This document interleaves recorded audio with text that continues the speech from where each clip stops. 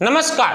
किसी ने ठीक ही कहा है कि दूसरे के घर में ताकने से पहले खुद के घर की दहलीज को अच्छी तरह से परख लेना चाहिए। जिस तरह से कांग्रेस ने यूपी के हाथरस हादसे को लेकर के योगी सरकार को घेरने के लिए ड्रामा रचा, राहुल गांधी, प्रियंका गांधी वाड्रा सहित अधीर रंजन चौधरी जैसे कांग्रेसी नेता पीड़िता के घर संवेदना व्यक्त करने पहुंचते हैं, लेकिन बीच सफर में कांग्रेसी नेता ठहाके लगाते हुए गिद्ध वाली हंसी हंसते हैं। देश को एक फिर से शर्मसार होना पड़ा इन कांग्रेसी नेताओं की वजह से, क्योंकि ऐसा लग रहा था जैसे कि कांग्रेसी नेता किसी पिकनिक पर जा रहे हो, ना कि किसी के घर संवेदना व्यक्त करने जा रहे हो।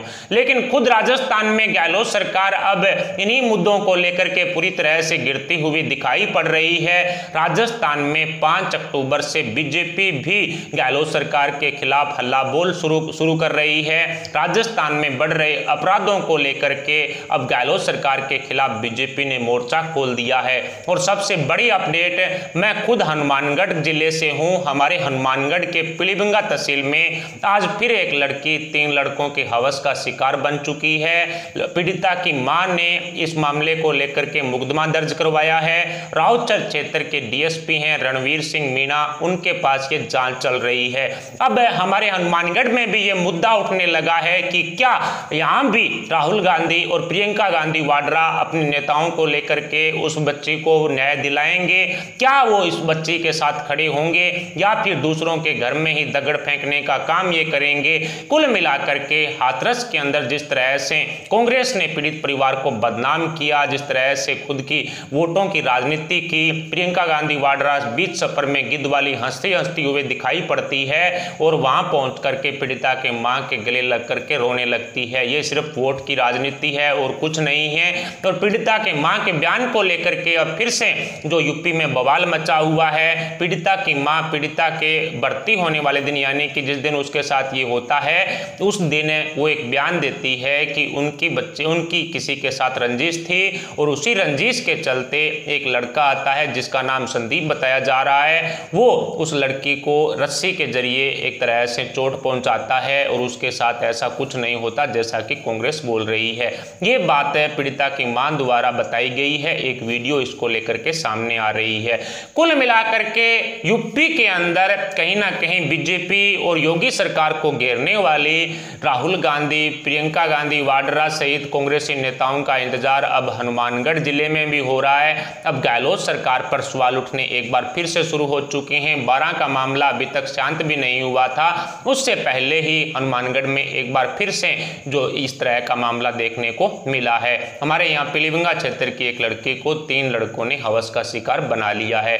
कुल मिलाकर के 12 मामले में अब सचिन पायलट को बदनाम करने की एक साजिश का भी खुलासा हुआ है।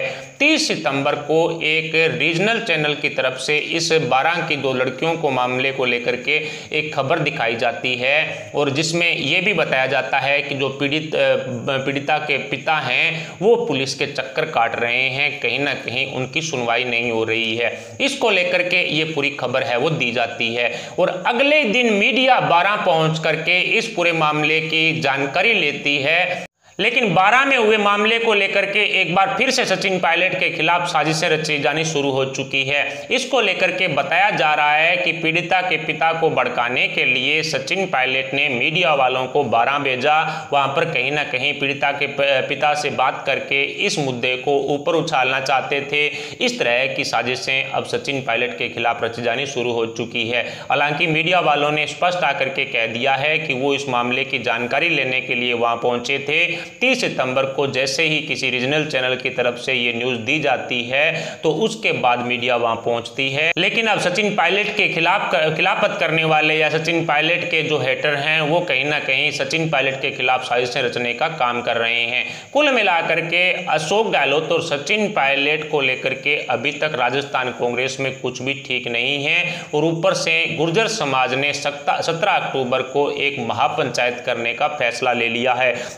17 अक्टूबर को मलारना डूंगर गांव में गुर्जर समाज महापंचायत करने जा रहा है, जिसमें गुर्जर आंदोलन को लेकर के रणनीतियां तैयार होगी। गुर्जर समाज के लोगों ने स्पष्ट कह दिया है कि यदि उनकी मांगे पूरी नहीं होती है तो 17 अक्टूबर को आंदोलन का आगाज है वो किया जाएगा। जिस तरह से किरोड़ीलाल बैंसला हुए, कर्नल बैंसला हुए, इनके अलावा भी कई ऐसे जो गुर्जर समाज के नेता हैं वो महापंचायत में पहुंचेंगे और इस महापंचायत के बाद गुर्जर आंदोलन को एक तरह से शुरू किया जा सकता है। इस तरह की खबरें सामने आ रही है। गहलोत सरकार को घेरने के लिए गुर्जर आंदोलन है वो लगभग तय है, लेकिन सचिन पायलट को जिस तरह से गहलोत ने गुर्जर आंदोलन में धकेलने का काम किया है, जिसके बाद गुर्जर समाज में कहीं ना कहीं सचिन पायलट की खिलाफत बढ़नी तय हो सकती है। जिस तरह से गुर्जर समाज के दम पर ही जो सचिन पायलट हैं वो राजस्थान कांग्रेस की राजनीति में मजबूत हैं और यदि गुर्जर समाज के आंदोलन में गहलोत गुर्जर समाज की मांगों को पूरा ना करके कहीं ना कहीं पायलट को आगे धकेलने का काम करेंगे तो कन्फर्म है फिर पायलट कैंप भी गहलोत सरकार के खिलाफ कोई ना कोई मोर्चा जरूर खोलेंगे। कुल मिलाकर के साफ हो चुका है कि सचिन पायलट और अशोक गहलोत के बीच में कुछ भी ठीक नहीं है और जिस तरह से कांग्रेस बीजेपी शासित राज्यों के अंदर जो घेरने का काम कर रही है, कई मुद्दों को उठा रही है और उसमें से कुछ तो झूठ ही है और उसी मुद्दे को लेकर के खुद गहलोत सरकार अब राजस्थान में गिरती हुई दिखाई पड़ रही है। बीजेपी 5 अक्टूबर से हल्ला बोल गहलोत सरकार के खिलाफ शुरू करने जा रही है। हनुमानगढ़ के पीलीभंगा में जो हुआ है, इस तरह के मामले राजस्थान में कई जगह हुए हैं और यही कारण रहा कि महिला आयोग की टीम फिलहाल राजस्थान पहुंची हुई है। राजस्थान की गहलोत सरकार पर वो अपना काम कर रही है। कुल मिलाकर के महिला आयोग राजस्थान के इस कानून व्यवस्था से कतई खुश नहीं है और उन्होंने एक टीवी चैनल को दिए इंटरव्यू के मुताबिक बोल भी दिया है कि राजस्थान में महिलाएं सुरक्षित नहीं हैं। खुद गहलोत सरकार इसको लेकर के कतई संवेदनशील नहीं है। कुल मिलाकर के अब राजस्थान में गहलोत सरकार को लेकर के कानून व्यवस्था पर भी सवाल उठने शुरू हो चुके हैं। इसके अलावा पायलट के खिलाफ जो साजिशें रची जा रही है उसको लेकर के बड़ी अपडेट यही है कि अशोक गहलोत के कुछ चमचों द्वारा वहां पर 12 की जो न्यूज है वो इस तरह से मीडिया में फैलाई गई कि वहां पर किसी तरह का कोई रेप नहीं हुआ, यानी कि 22 सितंबर के लगभग ये घटना हुई।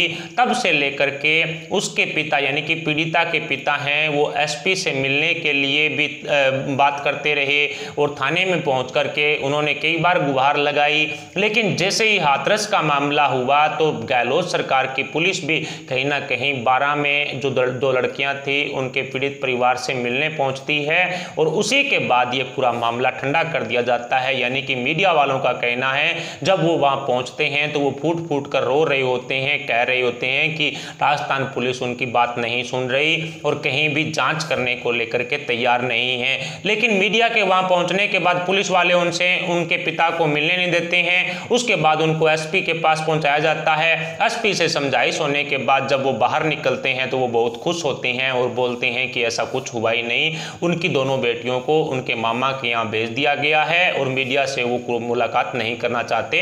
ऐसे में मीडिया वहां पर वापस आ जाती है। लेकिन ये जो मीडिया वहां पर गई वो एक रीजनल चैनल की तरफ से जो खबर चलाई गई थी उस वजह से गई, लेकिन इसको कहीं ना कहीं सचिन पायलट का साथ माना जा रहा है कि सचिन पायलट ने मीडिया को वहां पर भेजा था गहलोत सरकार को बदनाम करने के लिए। कुल मिलाकर के दोनों नेताओं के बीच में इस तरह की बातें हो रही है तो आप खुद समझ लीजिए कि राजस्थान में कांग्रेस के बीच में कुछ भी ठीक नहीं है। और अब नगर निगम के चुनाव को लेकर के एक बड़ी अपडेट ये आई है, जैसा कि मैंने आपको पहले बताया था कि हाईकोर्ट से झटका मिलने के बाद गहलोत हैं वो सुप्रीम कोर्ट का दरवाजा खटखटाएंगे और अब वही हुआ। अशोक गहलोत ने सुप्रीम कोर्ट का दरवाजा खटखटा लिया है। हाईकोर्ट की तरफ से जो आदेश दिया है वो आया है उसको चैलेंज देने के लिए सुप्रीम कोर्ट गहलोत सरकार पहुंच चुकी है और 31 मार्च 2021 तक नगर निगम के चुनावों को आगे बढ़ाने का काम है गहलोत की तरफ से किया जा रहा है। लेकिन हाईकोर्ट के फैसले को फाइनल मान ले तो कंफर्म है कि कि गहलोत की नगर निगम चुनाव में बड़ी हार होगी और इस नगर निगम चुनाव परिणाम पर डिपेंड करेगा कि राजस्थान में मुख्यमंत्री की गद्दी पर कौन बैठेगा। जी हां दोस्तों, पायलट की वापसी के बाद गहलोत सरकार तो बच गई है, लेकिन अब सीएम गद्दी को लेकर के दिनों दिन सवाल उठने शुरू हो चुके हैं। सचिन पायलट ने अपनी सक्रियता राजस्थान की सरकार में दिखाते हुए प्रधानमंत्री नरेंद्र मोदी जी को एक लेटर लिखा है, जिसमें कई तरह की मांगे की गई है, कई परियोजनाओं को लेकर के मांग की गई है। लेकिन अब कहीं ना कहीं सचिन पायलट कांग्रेस आलाकमान को खुश करने में जुटे हुए हैं और यही कारण है कि वो किसान आंदोलन को लेकर के किसानों के साथ खड़े होने का जो एक तरह से ड्रामा रच रहे हैं, मोदी सरकार पर कई तरह के तंज भी कस रहे हैं, हाथरस मामले को लेकर के वो मीडिया में आकर के बयान दे चुके हैं। इससे वो कहीं ना कहीं जो कांग्रेस आलाकमान को खुश करने का काम कर रहे हैं। लेकिन जिस तरह के मैसेज राजस्थान की जनता को इन दोनों नेताओं के बीच की दरार को लेकर के मिल रहे हैं, उसके बाद ये तो तय हो चुका है कि राजस्थान में गहलोत 5 साल तक सीएम नहीं रहेंगे। सीएम गद्दी पर राजस्थान की अब कंफर्म है कि संकट के बादल मंडरा रहे हैं और नगर निगम चुनाव के बाद एक बड़ा फैसला राजस्थान के सीएम गद्दी को लेकर के कांग्रेस आलाकमान को करना ही पड़ेगा, वरना 2023 तक गहलोत सरकार अपना कार्यकाल पूरा नहीं कर पाएगी। फिलहाल सचिन पायलट के खिलाफ गहलोत की तरफ से या फिर अन्य जो पायलट के हेडरों की तरफ से साजिश रची जा रही है, उसको लेकर के आपके क्या विचार हैं? क्या सचिन पायलट मीडिया को 12 में इस तरह से भेज सकते हैं? इस पर आप अपने विचार हमें कमेंट बॉक्स में बता सकते हैं। साथ ही वीडियो को लाइक करके हमारे चैनल को सब्सक्राइब जरूर करें, सब्सक्राइब के पास वाला बेल आइकन भी दबा लें। अभी के लिए इतना, मिलते हैं अगले अपडेट के साथ, तब तक के लिए जय हिंद, जय भारत।